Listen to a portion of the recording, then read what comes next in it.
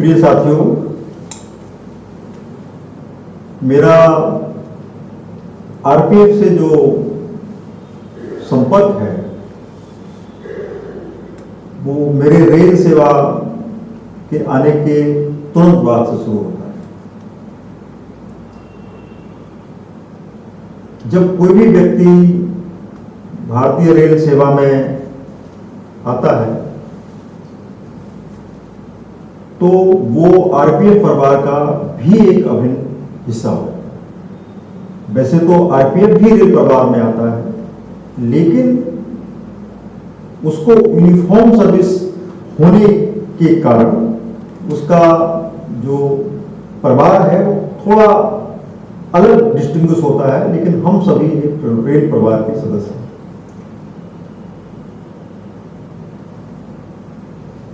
RPF का जो निर्माण हुआ था वो रेल की जो संपत्ति है उसकी सुरक्षा के लिए और यात्रियों की सुरक्षा का दायित्व जो है वो जीआरपी के हाथ में था। लेकिन रेल परिचालन में जटिलता होने के साथ साथ यात्रियों की संख्या में बहुत वृद्धि होने के कारण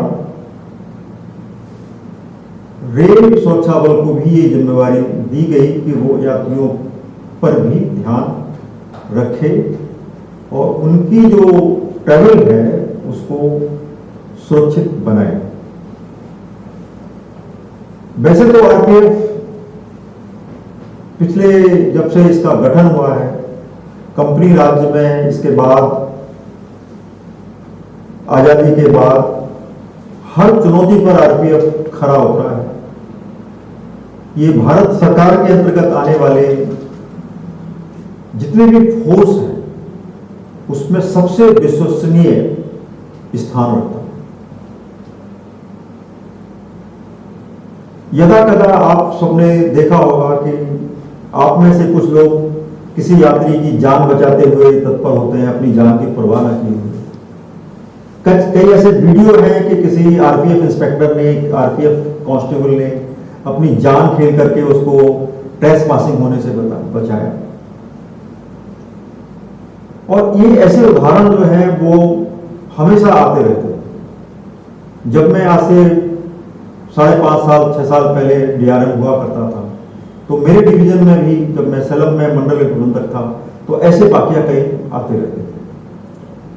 ये दर्शाता है कि आप का जो कार्य क्षेत्र है उस कार्य क्षेत्र में आप अत्यंत संवेदनशील, सुरक्षा संपत्ति की हो या जीवन की हो, दोनों ही अत्यंत अनिवार्य होता है, जिस कार्य को आप अत्यंत श्रद्धापूर्वक निभा रहे हैं। एक वरिष्ठ रेल कर्मी होने के नाते मैं ये कहना चाहता हूं कि सेवा में विनयशीलता बहुत जरूरी है। यदि सेवा में विनयशीलता नहीं है तो वो सेवा नहीं रहती।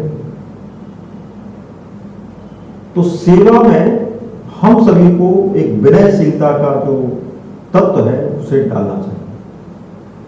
वैसे भी हमारे शास्त्रों में, हमारे परंपरा में ये कहा जाता है कि जो भी हमारे यहाँ आता है वो अतिथि होता है, अतिथि भगवान होता है। जो भी व्यक्ति रेल में आकर के ट्रैवल करता है वो व्यक्ति रेल का अतिथि होता है और अतिथि होने के नाते हमें उसका सम्मान भी करना चाहिए, उसकी सुरक्षा का भी पूरा इंतजाम करना चाहिए।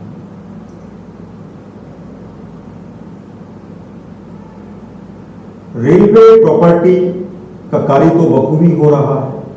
जहां जहां महंगी वस्तुएं हैं, जहां पर ऐसे एसेट्स हैं जो हमारे रेल संरक्षा को बाधित कर सकते हैं, वहां पर आपका दृष्टिकोण अत्यंत साफ है, आपकी आंख भी वहां हमेशा लगी रहती है। लेकिन आजकल के समाज में रेल यातायात को कैसे हम सुरक्षित बनाएं, संरक्षित और सुरक्षित, सेफ्टी एंड सिक्योरिटी, दो ऐसे मुद्दे हैं जिन पे हमको बहुत ध्यान देना होता है।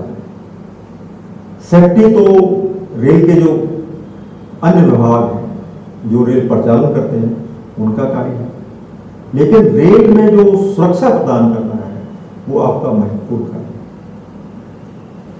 सुरक्षा के लिए दो विभाग हैं, एक राज्यों की पुलिस है जिसको राजकीय पुलिस बोलते हैं, रेलवे में काम करती है, दूसरा आप है। आप दोनों में समन्वय होना बहुत जरूरी है।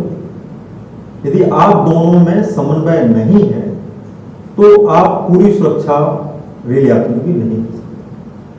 तो पहली चीज जो मेरे दिमाग में आती है वो ये आती है कि हमारे जो आरक्षक कांस्टेबल लेवल से अत्यंत उच्च स्तर पर जो अधिकारी बैठे हैं, तो हमारा जो परस्पर मिलाव जुड़ाव मेलचाल वो ऐसा होना चाहिए रेलवे पुलिस के साथ में जैसे हम दो नहीं, हम एक ही। जितना भी संभव हो हमें रेल पुलिस के साथ में और रेल पुलिस को भी आरपीएफ के साथ में समन्वय बना के रखना चाहिए। अब अपराध का भी स्तर बदलता जाता है। पहले अपराध ऐसा होता था जिसको आसानी से पकड़ा जा सकता था। अपराध में भी अब ऐसे तत्व आ गए हैं कि जिनको पकड़ना बड़ा मुश्किल है। उसमें से एक साइबर क्राइम, साइबर अपराध,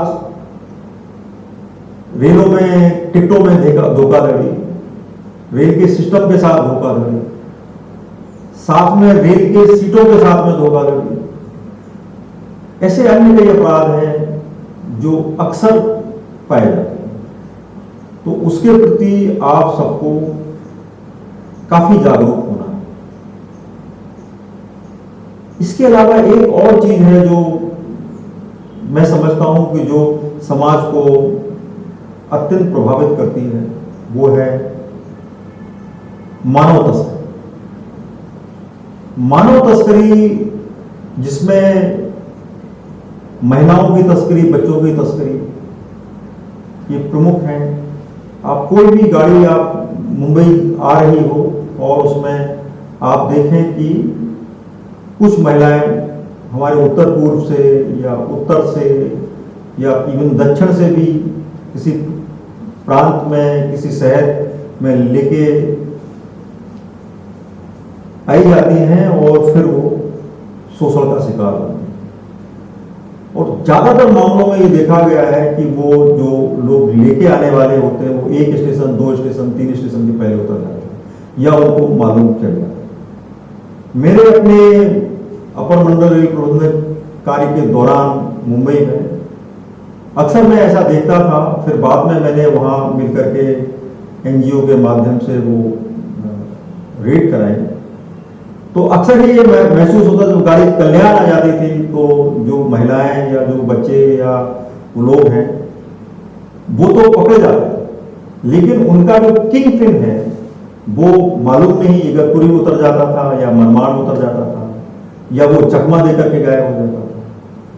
तो हमें इन सब चीजों पर बहुत ध्यान देने की जरूरत है। ऐसा भी हो सकता है कि उनकी अपनी जो नेटवर्क है वो इतना सशक्त है कि हमारे जैसे भी सूचनाएं वो निकाल लेते हैं। मैं समझता हूं कि इस कार्य को आर्टिफिशियल इंटेलिजेंस के द्वारा काफी कुछ क्रैक किया जा सकता है। ऐसे क्षेत्र जहां से लोग अक्सर रिजर्वेशन मुंबई के लिए करवाते हैं, जो डिस्टेंट रिमोट प्लेसेस होते हैं, उससे भी कुछ लीड ली जा सकती है। तो इसके प्रति मैं समझता हूं कि रेल सुरक्षा बल को बहुत कार्य करना चाहिए।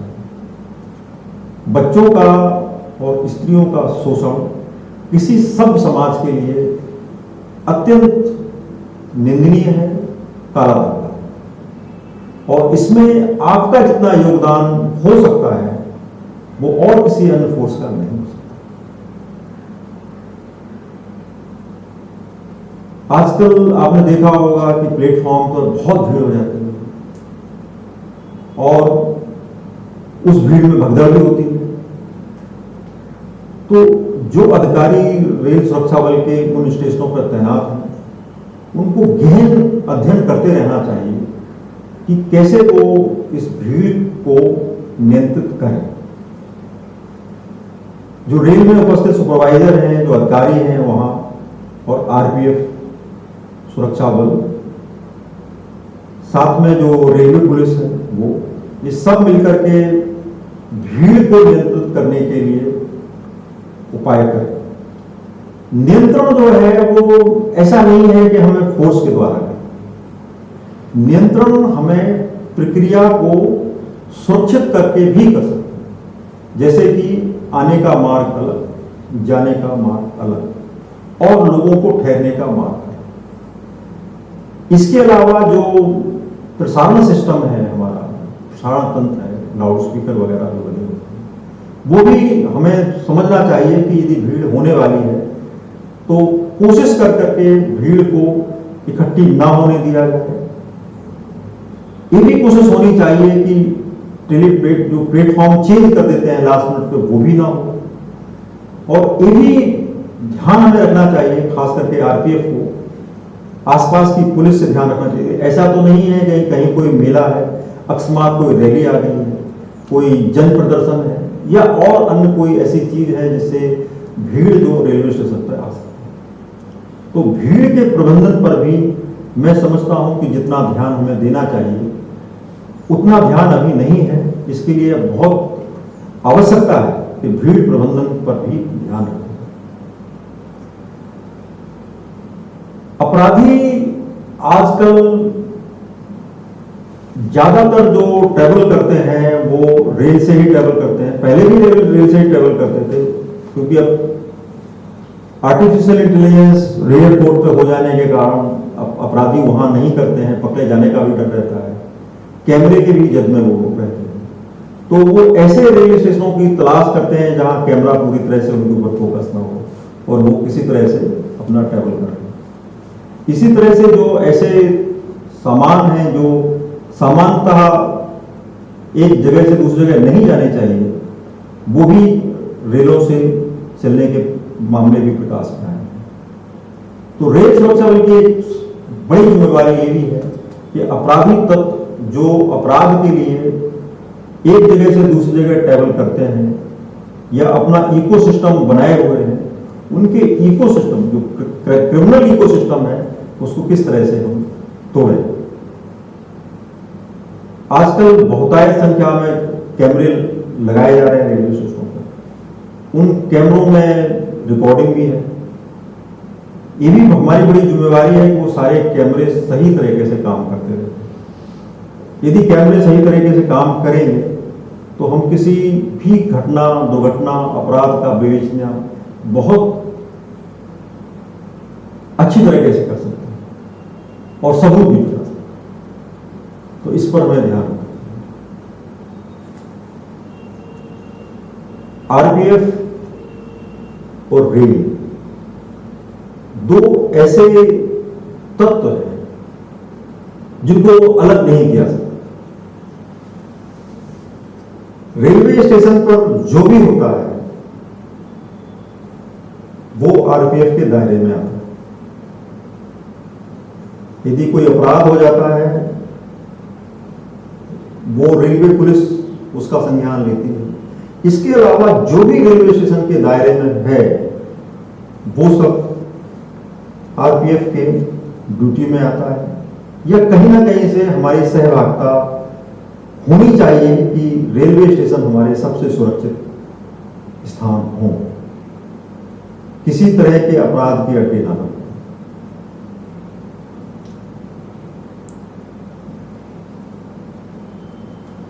समाज में रेल को एक अत्यंत सम्मानजनक रूप से देखा जाता है। रेल कर्मियों को भी अत्यंत सम्मानजनक रूप से देखा। हमको कभी भी ऐसा प्रयास नहीं करना चाहिए कि हमारा सम्मान समाज में घटे। इसलिए मैं सबसे पहले आपको कहा कि सेवा जो है वो विनयशीलता के साथ होनी चाहिए। यदि सेवा विनयशीलता के साथ होगी तो उसमें आप जो भी व्यक्ति है उससे सम्मानित व्यवहार करेंगे, उसके साथ ऐसा कुछ भी नहीं करेंगे कि उस व्यक्ति की गरिमा को चोट लगे, उसके स्वयं होने के भाव को चोट लगे।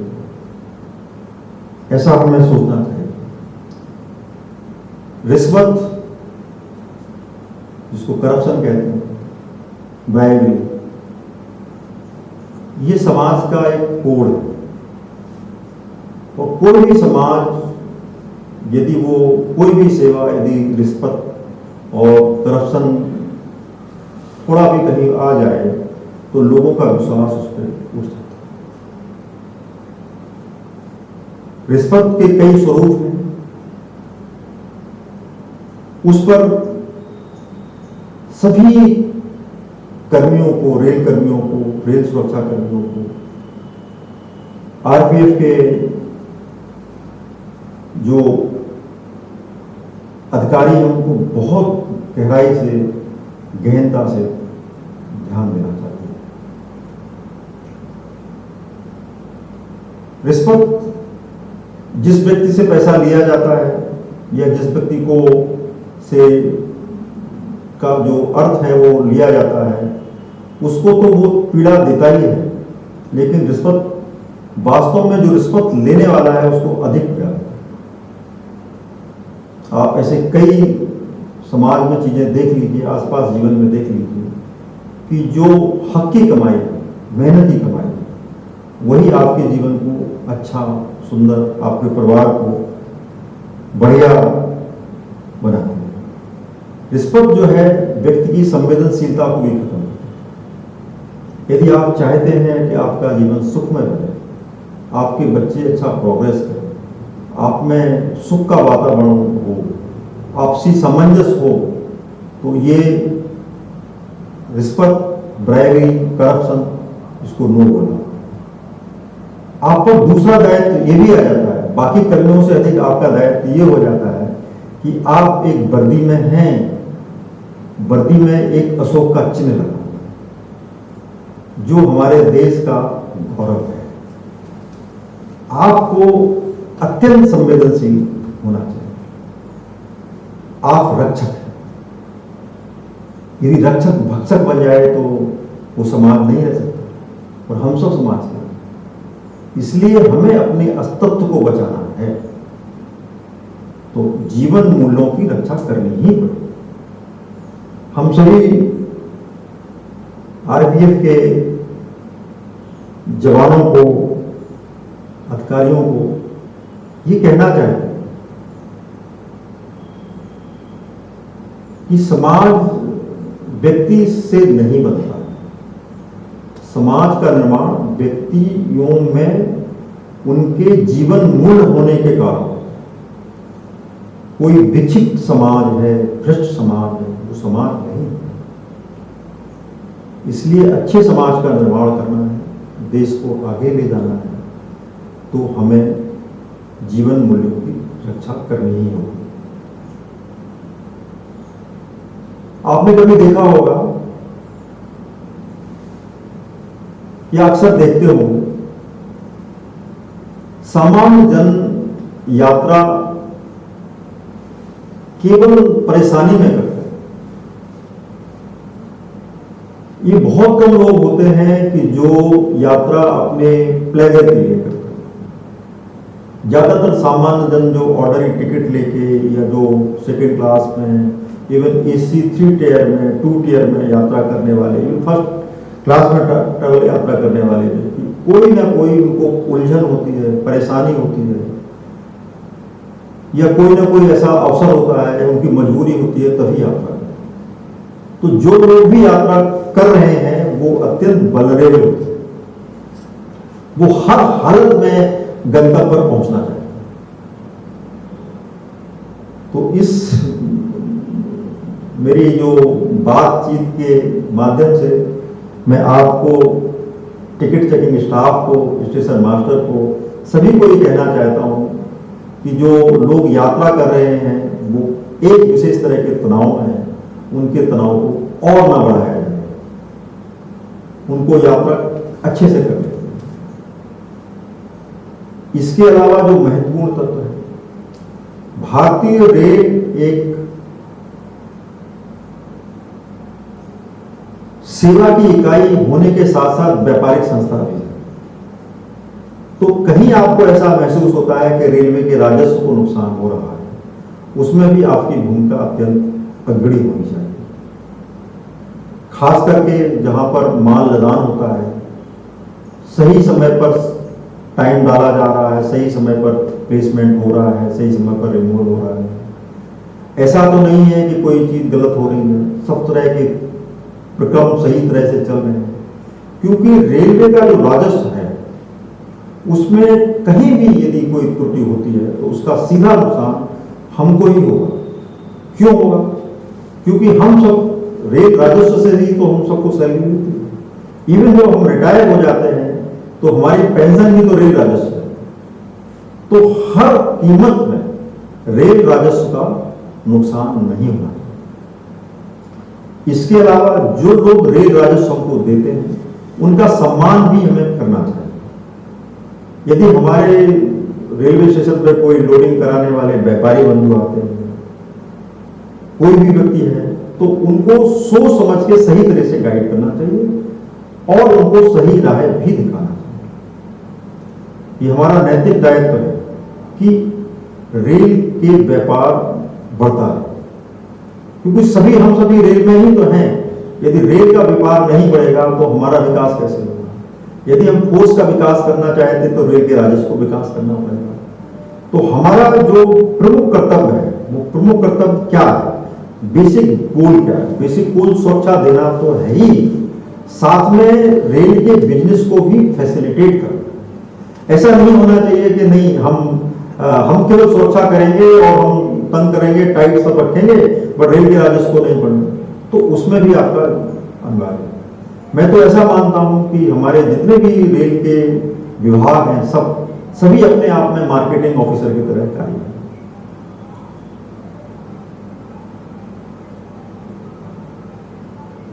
अपने कार्यकाल के दौरान हमने ये भी महसूस किया है, और मैंने सही तरह से महसूस किया है, कि जो हमारे रेल सुरक्षा बल में कर्मी हैं,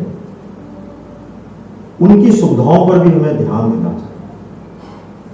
वरिष्ठ अधिकारियों का ये कर्तव्य है कि उनको अच्छे सुखद आवास मिल जाए, उनके जो बैरिक्स हैं वो बेहतर हो, जहाँ बहुत ज़्यादा गर्मी पड़ती है तो कूलर वगैरह की व्यवस्था हो, खाने पीने का जो साधन है वो साफ सुथरा हो, तो बैरक अच्छे होने चाहिए।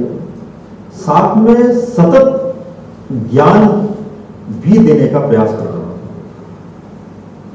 ये नहीं हो तो सकता है कि आपने एक बार जब रेलवे रिक्रूटमेंट हुए उस समय ज्ञान ले लिया, ड्रिल कर ली, और इसके बाद आप नहीं। हर रेल कर्मी, जिसमें रेल का प्रोटेक्शन फोर्स का भी कर्मी है, उसको रेगुलर उसके रिफ्रेशर कोर्स होनी चाहिए। कम से कम हर कर्मी को साल, 2 साल, 3 साल में एक बार जरूर रिफ्रेशर होना चाहिए। रेल में कई कानून बदल जाते हैं, चीजें बदल जाती हैं, रेल की व्यवस्था में बदलाव हो जाता है, तो उनको उस समय के लिए तैयार करने के लिए सतत ट्रेनिंग की जरूरत होती है। यदि हम सतत ट्रेनिंग नहीं करते हैं तो हम समय से पीछे ही रहेंगे, समय से आगे नहीं रह सकते। तो ट्रेनिंग समय से आगे रहने का एक क्रम है, उस पर हमें ध्यान देना चाहिए। आपके सुरक्षा बल में ही कई ऐसे व्यक्ति होंगे जो लिखने पढ़ने में बेहतर हैं, उनमें से भी कुछ लोगों को लेकर के आप आपस में ग्रुप बना करके भी कुछ सीख सकते हैं। क्योंकि आपका पूरा कार्य जो है सुरक्षा से है, सुरक्षा देश के कानूनों का अध्ययन करने समझने से। क्योंकि यदि आपने किसी को पकड़ भी लिया, यदि उसको सजा नहीं दिला पाए तो फिर उसका कोई मतलब नहीं है। तो प्रोसिक्यूशन के लिए आपके पास में एविडेंस भी होना चाहिए, साथ में आपकी जो दलील है वो भी होना चाहिए। उसके लिए आपको कानून का अध्ययन बहुत जरूरी है। यदि कानून का अध्ययन आपके पास नहीं है तो आप लॉ असिस्टेंट के सहारे या आपके जो प्रोसिक्यूशन ऑफिसर हैं उनके सहारे ही रहें। हम तो ये चाहते हैं कि हर सब इंस्पेक्टर, जिसको हम पुलिस ऑफिसर, क्योंकि क्रिमिनल प्रोसीजर कोड में जो भी यूनिफॉर्म का है वो सब इंस्पेक्टर भी क्यों ना हो, इवन इंस्पेक्टर सब, उससे हेड कांस्टेबल क्यों, कांस्टेबल क्यों, कानून उसको अधिकारी की संज्ञा देता है, ऑफिसर। जो भी व्यक्ति अपनी विवेचना करे वो विवेचना अत्यंत वैज्ञानिक होनी चाहिए, तथ्यों से भरी होनी चाहिए, और जो आरोप लगाने हैं वो पूरी तरह से प्रमाणित होने चाहिए, जिससे कि माननीय न्यायालय में अपराधी बचने लगे। ये सब चीजें जो हैं वो जरूरी हैं।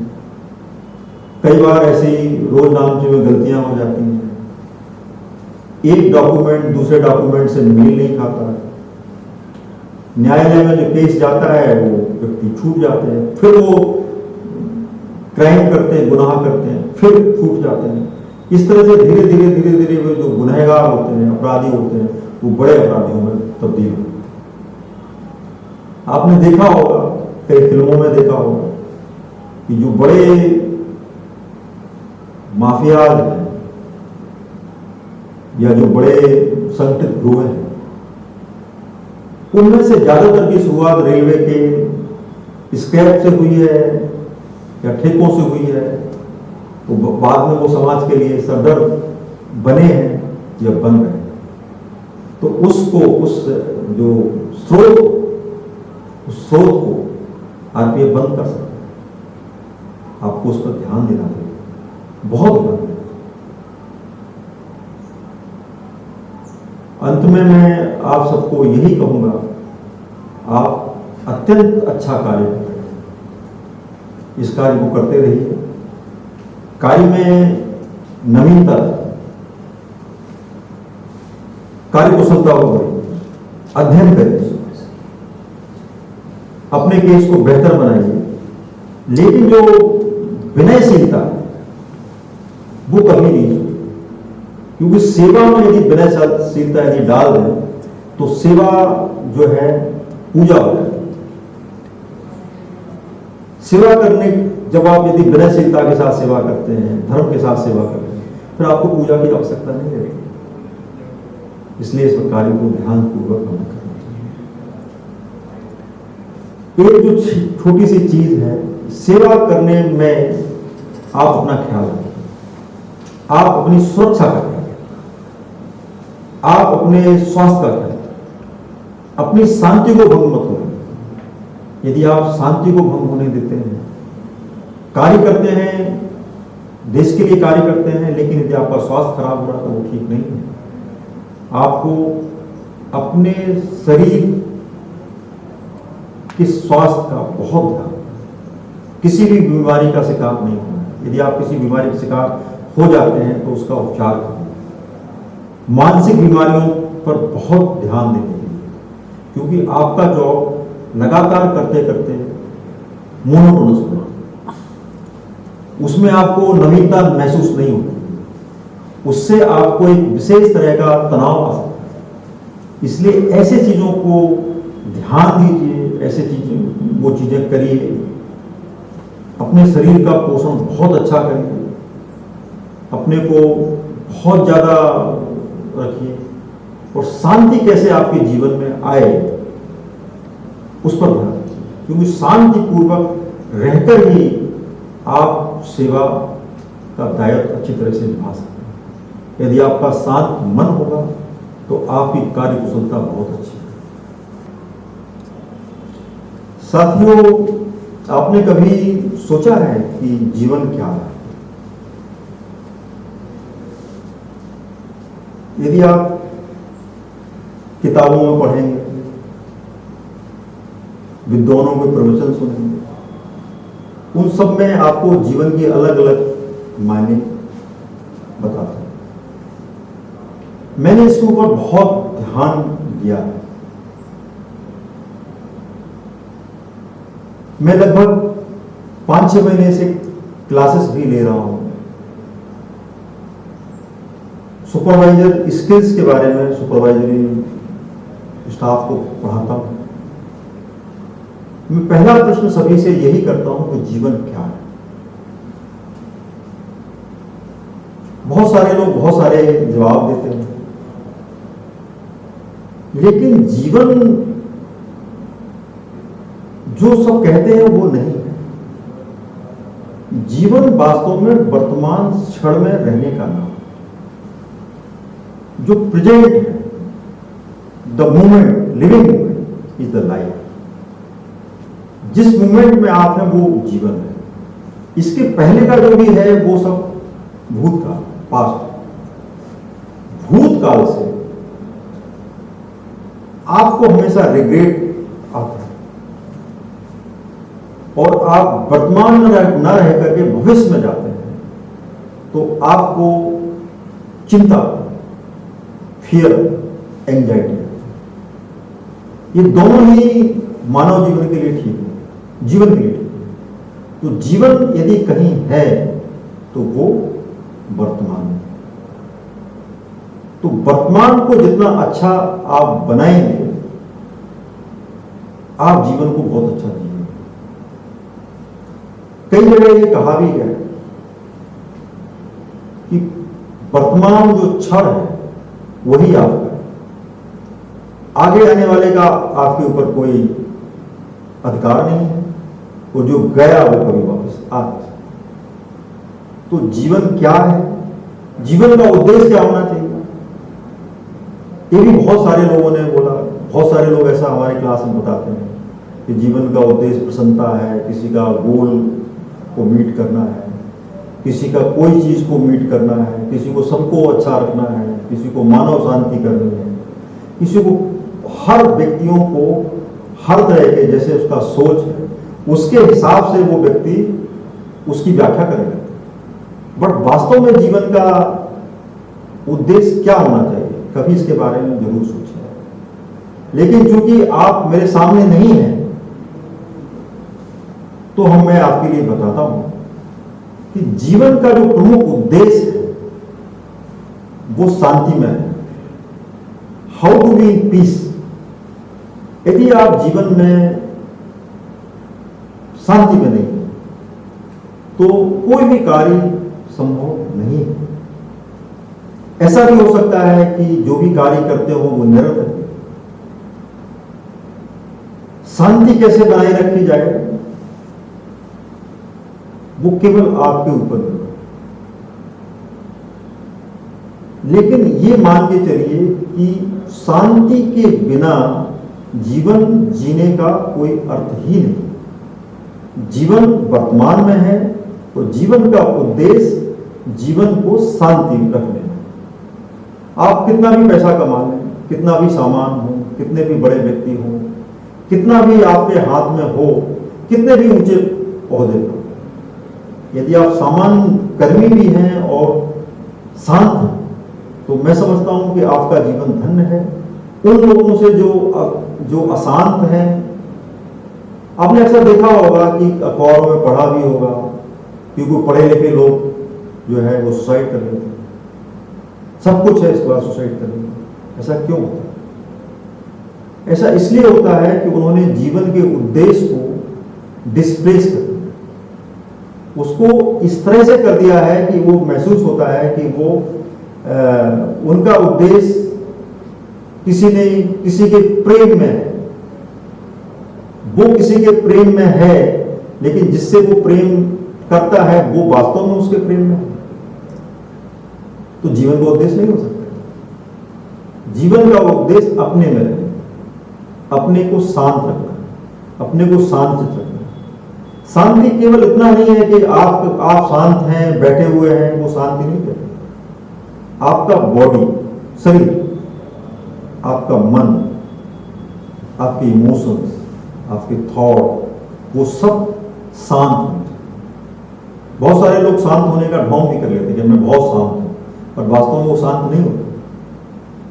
उनके मन में कुछ ना कुछ चल रहा होता है, उनका ब्लड प्रेशर बढ़ा होता है, ब्लड प्रेशर की गोली खा के आते हैं, थायराइड बढ़ा होता है। ये जीवन को शांत अवस्था में न रखने के कारण ही ये सब रोग पैदा होते हैं। यदि आप शांत नहीं हैं तो सबसे पहले क्या होगा? सबसे पहले आपका ब्लड प्रेशर बढ़ेगा। ब्लड प्रेशर बहुत स्तर तक बढ़ा रहेगा तो वो आपके जो हार्मोनल सिस्टम है उसको डिस्टर्ब करेगा, थायराइड हो जाएगा। फर्दर आप चलेंगे तो आपको डायबिटीज हो जाएगा। फर्दर आप यदि उसको प्रोग्रेस ऐसे ही करते रहेंगे, जीवन को नहीं संभालेंगे, तो आपको अन्य भीषण रोग हो सकते हैं। और जब आप अत्यंत कई वर्षों से, कई दशकों से अपने जीवन को इसी तरह से स्ट्रेस में रखेंगे, अपनी लाइफ को स्ट्रेस में रखेंगे, तो महारोग हो जाते हैं। तो इस बात का हमेशा ध्यान रखना चाहिए कि जीवन का उद्देश्य शांति में है। यदि आप शांत हैं तो सब शांति में ही सुख। अब आप एक प्रश्न क्या कर सकते हैं उससे कि शांति कैसे आती है? शांति तो नहीं आती। शांति आ सकती है, यही थोड़ा सा आप प्रयास करें। पहली चीज तो यह है कि वर्तमान में रहना सीखें। उतना ही अपने को पसारें। यदि आपको पास में भोजन आपने कर लिया है, पेट में भूख नहीं है, तो ये भी शांत होने का एक तरीका है।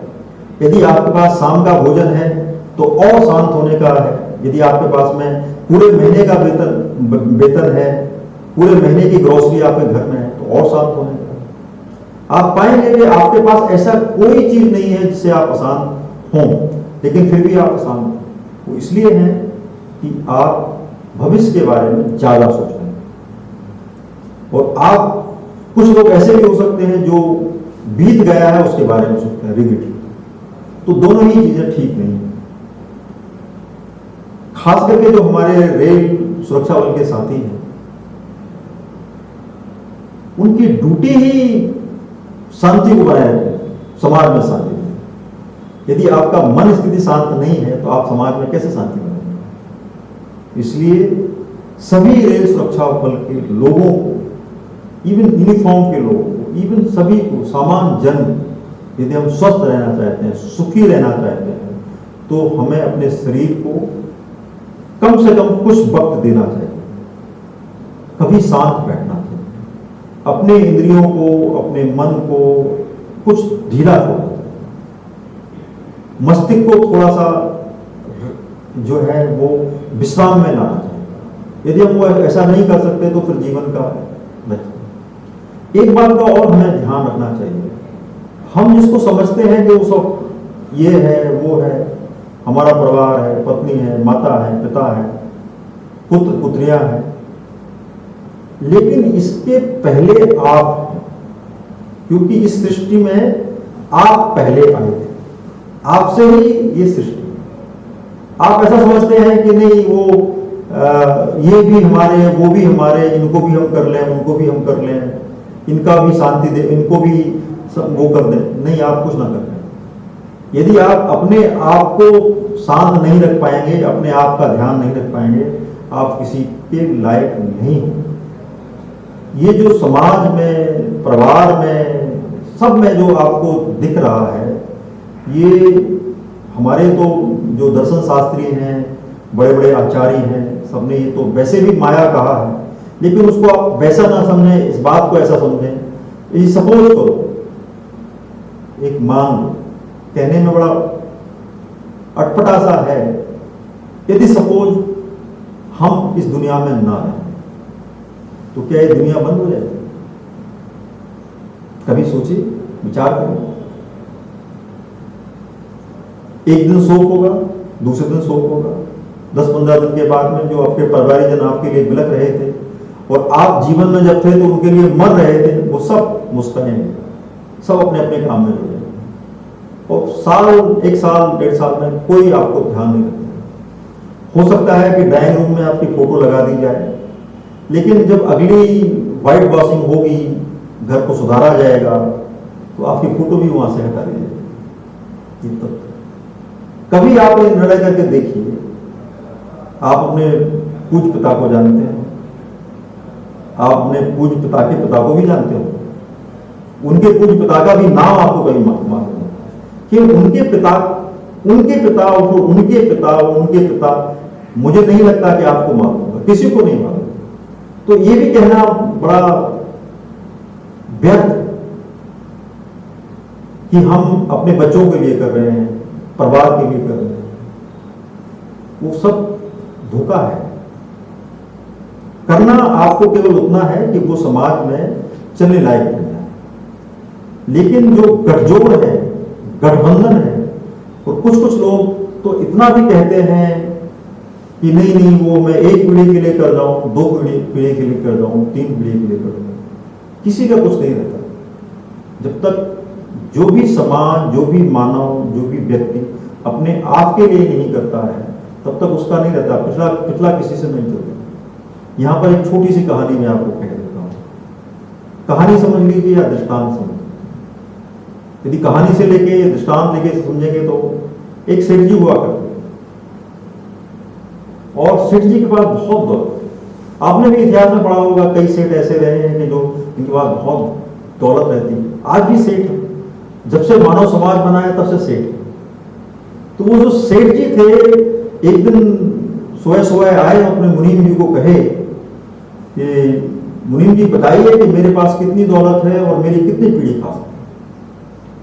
तो मुनीम जी ने कहा कि सेठ जी मुझे थोड़ा सा गणना करनी पड़ेगी, 2-3 दिन लगे। तो सेठ जी ने कहा ठीक है, 2-3 दिन के बाद में फिर सेठ जी ने मुनीम जी से पूछा। तो मुनीम जी बड़े हिसाब से प्रफुल्लित होकर के बोले कि सेठ जी आपकी 33 पीढ़ी, इतना पैसा है कि 33 पीढ़ी आपकी पैदा हो तो वो सब खा सकते हैं, उनका जीवन अच्छा व्यतीत हो सकता। जैसे ही मुनीम जी ने कहा 33 पीढ़ी, तो सेठ जी बड़े अवसाद में चले गए, बड़े परेशान हो गए, पसीना आने लगा उनको। तो उन्होंने, मुनीम ने कहा कि सेठ जी आपको तो खुश होना चाहिए, आपने इतना जीवन में कर दिया कि 33 पीढ़ी आपकी खा सकती है, आपको खुश होना चाहिए। लेकिन सेठ जी ने कहा हारे थके होकर, मुनीम जी आप नहीं जानते हो कि मेरी 34वीं, 35वीं, 36वीं, 37वीं पीढ़ी क्या करेगी, अभी मुझे और धन कमाना है। देखिए ये दृष्टांत है, कहानी है, हम सब ऐसा ही कर रहे हैं। हमको कोई याद नहीं रखने वाला, 3 पीढ़ी 4 पीढ़ी तक याद नहीं रखने वाला, इसके बाद भी हम जीवन में इतना गठबंधन करते रहते हैं, इतना पैसा कमाते रहते हैं, इसका क्या तात्पर्य? कोई जब हमको याद नहीं रखेगा, उसके लिए अपना जीवन, वर्तमान जीवन क्यों हम नष्ट करें? इसको ध्यान से देखिए। इवन जो बड़े मुश्किल से आप मकान बनाते हैं, आपके ना रहने पर आपका कमरा, आपका ये सब, उसको तोड़ ताड़ करके बच्चे उसको अलग कर देंगे, या कुछ बच्चे ऐसे भी निकल जाएंगे कि वो आपका मकान को कम दामों में बेच। इसलिए वर्तमान में रहना हम सबको सीखना चाहिए, हमें वर्तमान में रहना चाहिए। एक चीज भी अक्सर हम कहते हैं लोगों से, हमारी क्लास में बहुत सारे लोग सोचने को मजबूर हो जाते हैं। जीवन वर्तमान है, वर्तमान पल वो जीवन है, जीवन का उद्देश्य शांति है। शांति को कैसे प्राप्त करें? बहुत सारे लोग शांति कहते हैं, एक किताब बाजार में जाइए तो सैकड़ों किताबें शांति की मिल जाएंगी, हर साधु महात्मा प्रवचन दे रहा है, बड़े बड़े चैनल्स हैं, बट वास्तव में वो शांत हैं क्या? वो नहीं, शांत नहीं। यदि वो शांत होते तो फिर वो शांत व्यक्ति वो है जो अपने में रहता है, वो ज्यादा बोलता भी नहीं, क्योंकि शांत व्यक्ति को अपने अंदर एक अलग तरह का आनंद है। शांति में कैसे रहे, ये भी प्रश्न आप कर सकते हैं। तो उसका उत्तर भी यही है, वर्तमान में रहें तो शांति में रहें। अब आप प्रश्न कर सकते हैं कि वर्तमान में हम कैसे रहें? आप सोचिए, वर्तमान में आपके साथ क्या है? वर्तमान क्या है? वर्तमान जीवन क्या है? सांस ही तो आपकी वर्तमान है। यदि सहज रूप से सांस पर ध्यान दें, अपने श्वसन पर ध्यान, न सांस को लंबा खींचे न सांस को ढीला खींचे, सांस को सहज रूप से लें, उसके प्रति अवेयर हों, तो आप वर्तमान में जी सकते हैं, क्योंकि सांस ही आपके साथ है। आपने देखा होगा कि जब कोविड आया था तो सांस के लिए लोग तड़प रहे थे, ऑक्सीजन के लिए सब तड़प रहे थे। तो जीवन है वो सांस में है। दो चीजें अत्यंत अनिवार्य है। पहली चीज है सांस। यदि आप सुबह उठ गए, नींद अच्छी आई, तो आप अपने को धन्यवाद दीजिए कि आप जिंदा हैं। आप उस ईश्वर को भी धन्यवाद दीजिए कि उसने आपको जिंदा रखा। आपके साथ बहुत सारे लोग सोए होंगे, बट वो दूसरे दिन नहीं उठे, आप उठ गए। ये नहीं समझते हैं कि आपका ईश्वर पर बहुत ज्यादा। सपोज करो आप नहीं उठते, तो जो आपने पैसे कमा रखे हैं, जो सैलरी वगैरह, ये कौन उसका उपयोग करता है? आप जिंदा हैं तभी तो उपयोग कर पाएंगे। आप जिंदा हैं तभी तो आप समझ पाएंगे कि आपका क्या है। ये कहने वाला नहीं, ये ऊंचा वो नीचा, ये वो नहीं, ये कुछ नहीं होता। आपने कभी सोचा है कि इतने बड़े बड़े जो आप महल देख रहे हैं, बहुत सारे आप किले देखे हो, बहुत सारे निर्माण देखे हो, किसने बनाया? हम लोग निर्माण करना चाहते हैं, हम ऐसा चीज बनाना चाहते हैं कि नहीं दुनिया हमको याद रखे। दुनिया किसी को याद नहीं रखती। वो किले जो आप बना नहीं सकते, आपकी क्षमता नहीं है। किसने बनाए थे, क्यों बनाए थे, क्या हम उनको याद रखते हैं? किसी को याद। एक संत महात्मा ने कहा है कि भूला लोग कहे घर में। ये कबीर ने कहा कि हम भूले हुए हैं, उस घर को हम कहते हैं ये मेरा है।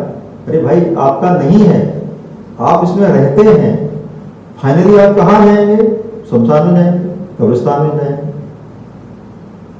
और अब तो ये है कि शमशान में यदि आप हिंदू होंगे तो शमशान में आप जला दिए जाएंगे और आप वातावरण मिल जाएंगे। मुस्लिम होंगे तो कब्रिस्तान में जाएंगे, क्रिश्चियन होंगे तो भी आप उसमें सिमेट्री में जाएंगे, फिर वहां पर भी आप कुछ दिनों में गन मिल जाएंगे। और वो सिमेट्री में जगह कम पड़ेगी तो फिर दोबारा उनको सबको खोद दिया जाएगा। फिर सब आपको थोड़ा थोड़ा छोटे छोटे उसमें रख करके कहीं, जैसे आजकल बहुत सारी जगह देखा है कि वो 5 इंच बाई 5 इंच के खाने में आपको डाल देते हैं। आज से कुछ वर्ष पहले मैंने किसी शहर का एक एडवर्टीजमेंट देखा था, कोई 1,500 साल पुरानी कोई सिमेट्री को तोड़ना था किसी विदेश में, और उन्होंने इश्तेहार निकाला था कि जिस जिसके पूर्वज इस सिमेट्री में दफन हो वो अपने पूर्वजों का अपना सामान ले जाएं। और आपको जानकर बड़ा आश्चर्य होगा कि उसमें से कुछ ही लोग पहुंचे, ज्यादातर फिर नगर पालिका ने उनका ध्यान रखा। इसलिए मेरे मित्रों, साथियों, वर्तमान पर ध्यान दो, जीवन पर ध्यान। वर्तमान जीवन है, वर्तमान पर ध्यान दो। बहुत ज्यादा गठबंधन नहीं करना। यदि आपका पेट भरा हुआ है, आपको सुख महसूस नहीं। कहा तो यहां यह भी गया है कि यदि आप भोजन को रुचिकर नहीं पाते हैं, रुचिकर तरीके से खा नहीं सकते हैं, तो आपका जीवन व्यर्थ है। जिनके पास बहुत सारा पैसा है, बहुत सारा पद है, उनसे पूछिए कि उनको भोजन का क्या स्वाद आता है। मैं आपसे बिल्कुल कह सकता हूं, यदि आप 5 स्टार होटल में जाएं तो 3 दिन के बाद उस वहां का भोजन नहीं कर सकते। क्योंकि मैं गया हूं, आप में से भी नहीं तो कभी ना कभी आप जाके देखें, 3 दिन के बाद में वो मसाले वाला भोजन नहीं कर सकता। आप पाएंगे कि आपको वही चावल और दाल चाहिए, वही कम तेल वाला मसाला, लौकी की सब्जी चाहिए, थोड़ा सा दही चाहिए, चावल चाहिए, चूड़ा चाहिए। जब चूड़ा ही खा के जीवन होता है तो फिर क्यों ये सब अटर-पटर करने? एक चीज और मैं आपसे कहना चाहता हूं,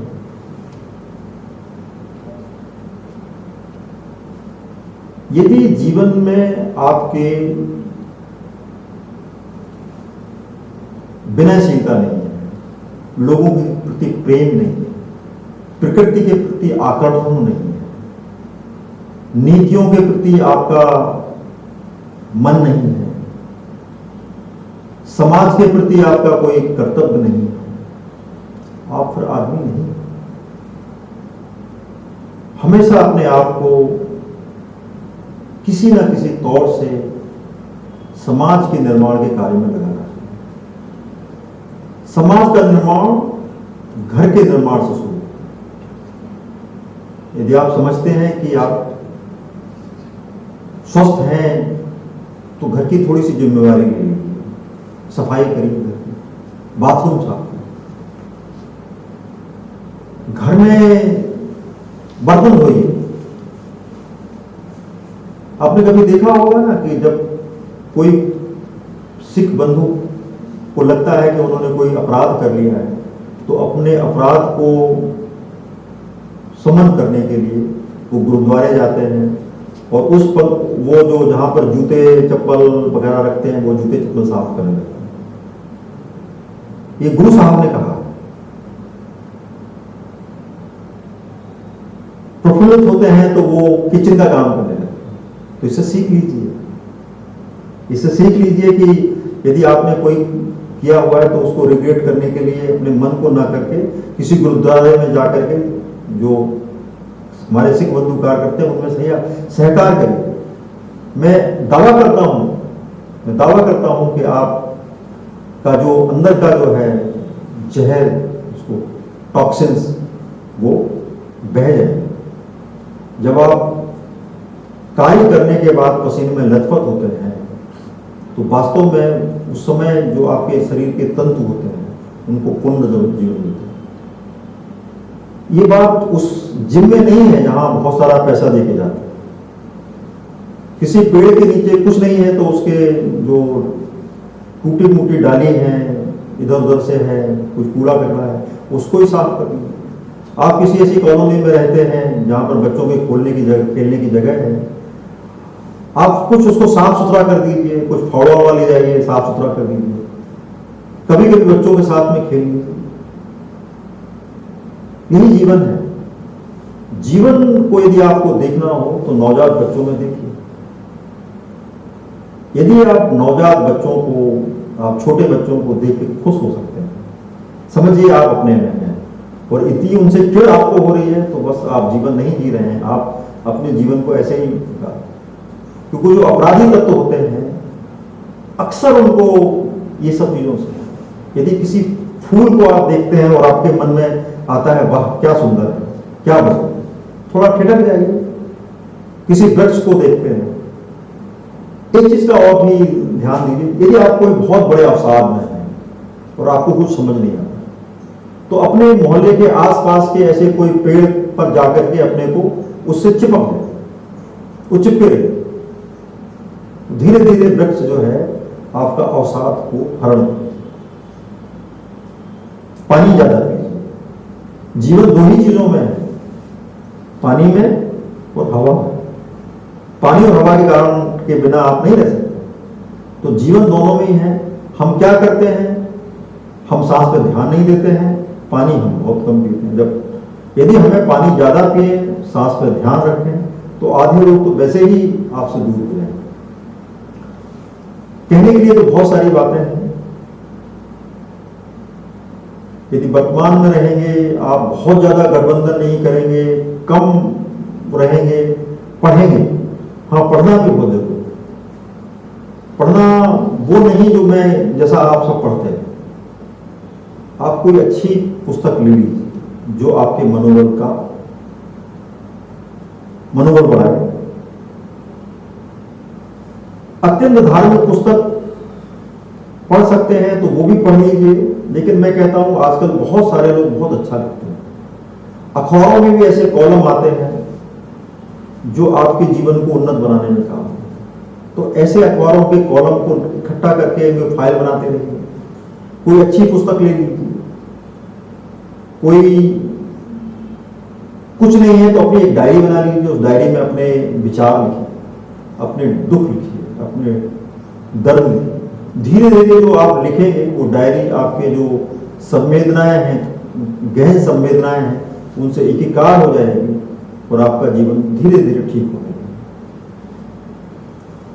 कहने के लिए तो आप कह सकते हैं कि नहीं साहब आप बहुत ही पुरानी और ऐसी बात कह रहे हैं, लेकिन कुछ भी पुराना नहीं है और कुछ भी नया नहीं। ये जीवन भी बहुत पुराना है, मानव शरीर भी बहुत पुराना है। हम लोग जन्म लेते रहते हैं, मृत्यु को प्राप्त करते हैं, फिर जन्म को प्राप्त करते हैं। मानव जो 2000 साल पहले था आज भी वही है, और 2000 साल के बाद यदि हमने ऐसा कुछ नहीं किया कि हमारा अस्तित्व मिट जाए तो ऐसे ही रहे, क्योंकि हमने अस्तित्व मिटाने के लिए बहुत सारे इंतजाम करे। तो हमें इस पर ध्यान देना चाहिए कि इतना सारा हमने अपना भंडार इकट्ठा कर रखा है। आपने कभी सोचा है कि उल्टा सीधा सामान घर में जो रहता है उसमें इस तरह के टिक माइट लग जाते हैं जो आपके श्वसन को खराब करते हैं। पुराने कपड़े, पुराने जूते, पुराना रद्दी का सामान घरों में आप रख लेते हैं, सोचते हैं कभी काम आता है, वो कभी काम नहीं आता। इसलिए पुराने सामान, इसी तरह से पुराने विचार, बहुत सारे पुराने विचार, मस्तिष्क में जमा हुआ कूड़ा कचरा, उसको निकाल के दिवाली आती है वो केवल ये नहीं आती है घर की सफाई करें, कूड़ा कचरा निकालें, मन को भी साफ करने के लिए आती है। इसलिए दिया जो है दिन में नहीं रात में जलाया जाता है, अंधकार को साफ करें। तो हमारे जो मन के कोने हैं, हमारे विचार हैं, उनमें कई अंधकार के पुट हैं, उन पुट को साफ करें। वो केवल आप कर सकते हैं, वो कोई आपके लिए नहीं कर सकता। बहुत सारे लोग सोचते रहते नहीं फला गुरु जी के पास जाएंगे, वो कुछ कह कर देंगे, वो हमारा वो कर देंगे, वो कर देंगे। कोई कुछ नहीं होता। वैज्ञानिक दृष्टिकोण अपनाएं, विज्ञान में रहना वर्तमान में रहने जैसा। जिसका कोई प्रमाण ना हो, जिसका कुछ विवेचना ना हो सके, जो वैज्ञानिक रूप से परिचित ना हो सके, ऐसी चीज पर हमें विश्वास नहीं करना चाहिए, क्योंकि वो भी हमें लगता है कि हम धार्मिक हैं, बट वास्तव में वो हमें अज्ञान की तरफ है। हमारी सोच जो है बड़ी वैज्ञानिक है। शरीर हमारा विज्ञान से है। कोई हमको तकलीफ हो जाए तो वैज्ञानिक दवाई ही हमारे काम हो। कोई तो ये जो अविश्वास है, अंधश्रद्धा है, ये भी समाज में बहुत नुकसान है। अब समझ नहीं आता आज के जमाने में अंधश्रद्धा का क्या स्थान होना चाहिए। बट मैं समझता हूं आप सब में बहुत सारे लोग अंधश्रद्धा के शिकार होते हैं। वो अंधश्रद्धा कुछ नहीं, अज्ञान है, उस पर भी मिल जाते हैं। कभी कभी आपने सोचा होगा, ध्यान दें कि हमारी अंधश्रद्धा के कारण ही हमारे बहुत सारी समस्याएं हैं। आप अपना वैज्ञानिक दृष्टिकोण अपनाएं और ऐसा कुछ भी ना करें, ऐसा कुछ भी ना करें जिससे आपकी शांति हो। ये सब चीजों से शांति नहीं होती, डर होता है। यदि शांति डर से है तो वो शांति नहीं है। आप स्वतंत्र होकर के शांत रहें, प्रकृति से एकीकार, बच्चों में खेलें, पत्नी से अच्छे से बात करें। ज्यादातर हम क्लास में पूछते हैं कि आप कैसे व्यक्ति हैं, सब लोग कहते हैं बहुत अच्छे। तो हम कभी उनसे पूछते हैं कि भाई आपने सुबह उठ के क्या करते हैं। ज्यादातर लोग सुबह उठ करके घर में आदेश ही देते हैं, कभी पत्नी को भी नमस्कार करते हैं। होटल जाते हैं तो बैरा को आप जो है टिप देते हैं, कभी पत्नी को भी अच्छे खाने पर टिप दे दीजिए। करेंगे आप, यदि ऐसा कर पाएंगे तो वास्तव में आपका जीवन बहुत होगा। पत्नी भी आपके लिए मुस्कुराहट के साथ में हमेशा प्रस्तुत है। या पति हैं तो ये सोचते हैं कि नहीं हम ये काम ना करें, तो पत्नी जो काम नहीं कर सकती वो करिए। आप बोलिए आप खाना बनाती हैं, हम बर्तन साफ करेंगे, फिर देखिए कितना बढ़िया जीवन होता है। सैटरडे संडे मिल सकता है, उसमें कपड़े साफ करेंगे। बच्चे तो आप दोनों ने पैदा किए, उनको दोनों को सहारा देना चाहिए, समाज का काम करना चाहिए। बहुत सारे लोग अपने वृद्ध माता पिता का ख्याल नहीं रखते। छुट्टी भी होती है तो वो ससुराल जाना पसंद करते हैं, माँ बाप के यहाँ नहीं जाना। तो माता और पिता दो ऐसे व्यक्ति हैं जिनके कारण आप होता है। यदि आप उनके प्रति ध्यान देते हैं, वास्तव में जीवंत ईश्वर वही है, प्रकृति ही ईश्वर।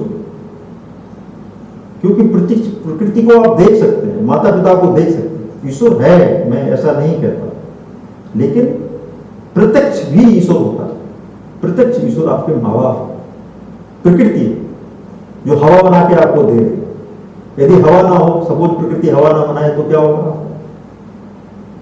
तो इसलिए सबका ध्यान रखें और ग्रेटिट्यूड रखना चाहिए। जीवन में जो भी आपको मिला है उस पर आप हमेशा एक ग्रेटिट्यूड रखें। ये हमेशा ऐसा सोचें कि प्रकृति ने हमें बहुत, बट आपने क्या दिया है? ज्यादातर हम लोग यही सोचते हैं कि नहीं हमको ये मिलना चाहिए, हमको वो मिलना चाहिए, हम ये हैं, हमको प्रमोशन क्यों नहीं मिला, हमको ये नहीं मिला। नहीं, अरे जितना मिला उतना भी तो बहुत है, बहुत सारे लोगों को उतना भी नहीं मिला। तो इस बात पर ध्यान।